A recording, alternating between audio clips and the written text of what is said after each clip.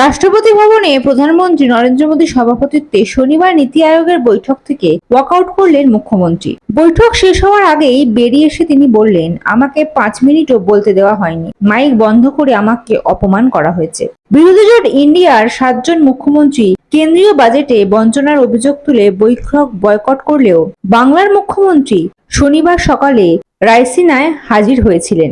কিন্তু কিছুক্ষণের মধ্যে বৈঠক ছেড়ে বেরিয়ে রাষ্ট্রপতি ভবনের বাইরে এসে তিনি বললেন, অন্য কয়েকজনকে 20 মিনিটের বেশি বলার সুযোগ দেওয়া হলেও আমাকে 5 মিনিটও বলতে দেওয়া হয়নি। তার আগেই মাইক বন্ধ করে দেওয়া হয়। এই বঞ্চনার প্রতিবাদে আমি বৈঠক ছেড়ে চলে এসেছি।